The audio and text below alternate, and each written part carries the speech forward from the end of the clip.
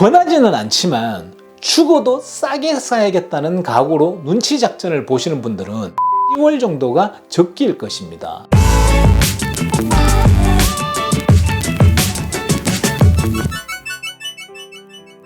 안녕하세요, 제이정입니다.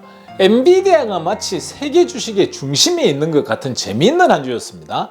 요즘 주식을 저는 잘 안 보는데 여기저기서 가는 데마다 이야기들을 하시고 경제 미디어에다 도배를 하니 안 볼래 안 볼 수가 없더라고요. 그러다 보니 좀 들여다보게 되더라고요. 너무 기대치가 높아서 어지간한 어닝 발표로는 위로 올라가기 힘들다고 생각을 했는데 다들 비슷한 생각을 하니까 이것들이 선반영되어 가지고 어닝 한 일주일 정도 전부터요, 엔비디아 관련된 주들이 못 올라가고 흔들거리더라고요.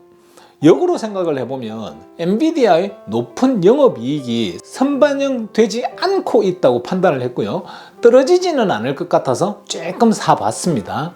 결과는 폭망까지는 아니고 그냥 그렇죠. 그리고는 떨어지는 이유가 없는 것들을 또 이유를 만들어서 갖다 붙이고 있더라고요. 늘 그렇듯이 말이죠.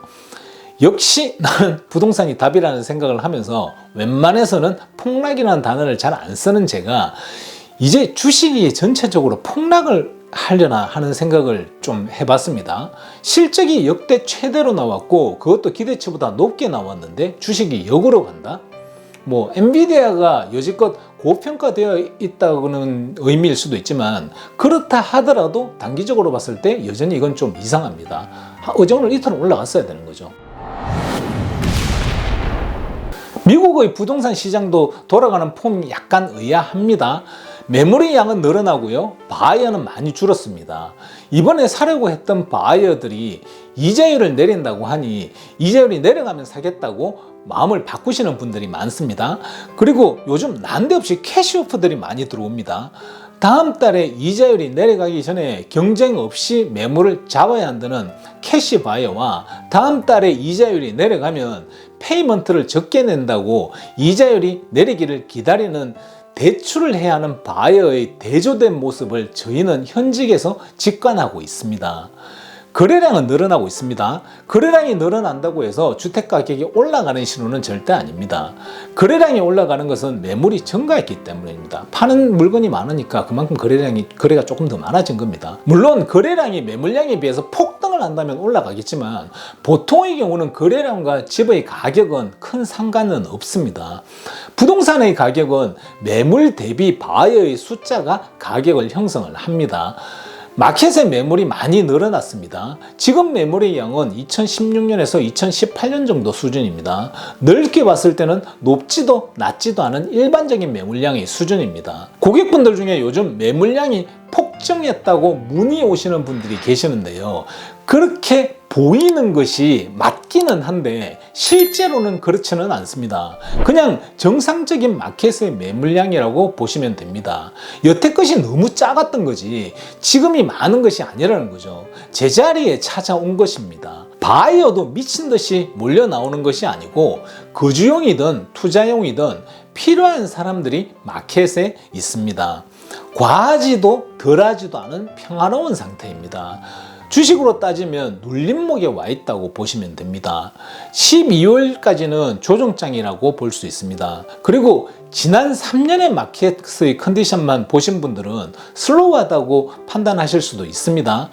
이 눌림목이 어느 순간 방향을 잡고 한쪽 방향으로 가겠죠. 올라가든 내려가든 12월 말부터 방향을 틀 것이고 내년 1월, 2월 정도면 명확한 방향이 나올 것이라고 조심스럽게 전망을 합니다.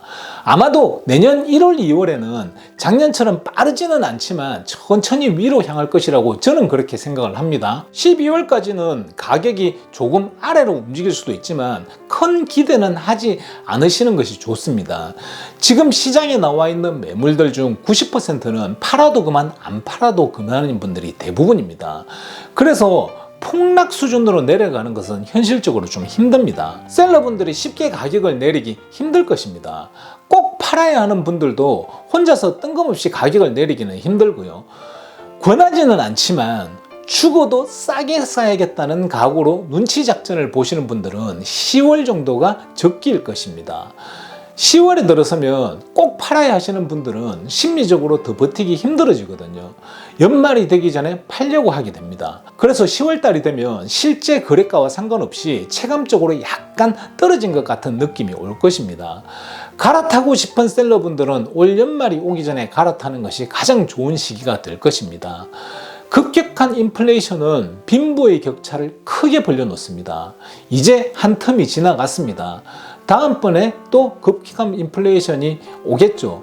그것을 준비를 해야 한다고 저는 생각을 합니다. 급격하게 인플레이션이 오지 않더라도 인플레이션은 시간과 함께 우리 생활 속에서 계속 올라갈 것이니 빨리 준비를 하는 것이 여러모로 봐도 맞기는 합니다. 횡보나 약간 하락으로 가더라도 급격한 인플레이션이 언제고 또 올 테니까요. 어느 순간부터 횡보나 약간 하락으로 가더라도 급격한 인플레이션이 때 되면 또 올 것입니다. 그때는 또 올라갈 것이고요. 또 빈부가 벌어질 것이고요.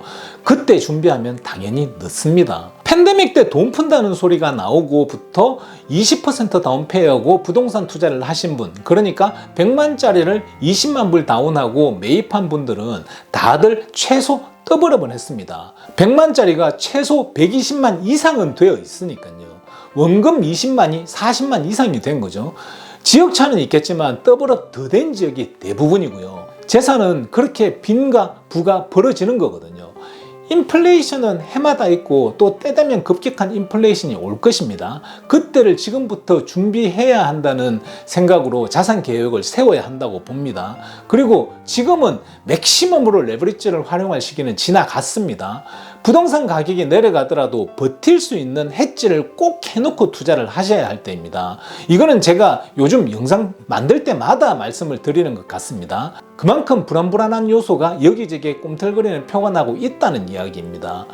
여러 가지 경우의 수를 계산해 봤을 때 지금은 주식이든 부동산이든 하락하는 기간이 어느 정도는 있을 수도 있다는 전제 조건 하에서 투자를 하셔야 합니다.